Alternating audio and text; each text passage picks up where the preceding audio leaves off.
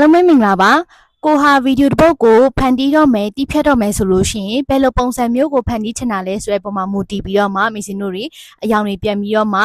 ချိန်ကြီးတာတို့နောက်တစ်ခါကျတော့ effect တွေထည့်သွင်းတဲ့နေရာတွေထည့်သုံးပေးတင်ပါတယ်။ဘာကြောင့်လဲဆိုလို့ရှိရင်အခုမီစင်ရိုက်ထားတဲ့ဗီဒီယိုမှာဆိုလို့ရှိရင်လေလုံးဝကိုပြည့်စုံနေတဲ့ဗီဒီယိုမျိုးမဖြစ်နေသေးဘူးပေါ့နော်။ဘာကြောင့်လဲဆိုတော့ကို့မှာအလင်းအမောင်တွေချိန်ကြီးထားတယ်ဆိုပေမဲ့လေကိုယ့်ရဲ့ဘယ်လိုလဲစိတ်တိုင်းမကြနေတဲ့အရာမျိုးတွေရှိတယ်ကိုယ့်ရဲ့လူခန္ဓာပုံစံနဲ့ဆိုအရေးကြီးကြနေရတော့မဲမောင်နေရမျိုးတွေရှိရပေါ့နော်အဲ့လိုခါမျိုးမှာဆိုလို့ရှိရင်မီစင်ကပြန်ပြီးတော့မှအယောင်တွေပြန်ချိန်ညိတာမျိုးတွေလုပ်ပါတယ်အဲ့လိုမျိုးပဲကိုဟာဘယ်လိုပုံစံဗီဒီယိုမျိုးကိုဖန်တီးချင်တာလဲဆိုတဲ့ပုံမှာမူတည်ပြီးတော့မှမီစင်တို့ရဲ့အယောင်ချိန်ညိတာတွေလုပ်ပေးရမယ်အဲ့ဒါမှပဲကိုယ့်ရဲ့ဗီဒီယိုကိုကြည့်တဲ့အခါမှာကိုကဘယ်လို vibe မျိုးကိုပေးချင်တာလဲပေါ့နော်ဥပမာauthentic ဖြစ်တဲ့ vibe ဆိုတဲ့အရာမျိုးမှာဆိုလို့ရှိရင်လေဒါdaily vlog တွေမှာဆိုလို့ရှိရင်အသုံးပြုကြတယ် daily vlog မှာဆိုလို့ရှိရင်မီစင်တို့တွေကauthentic ဖြစ်စေတဲ့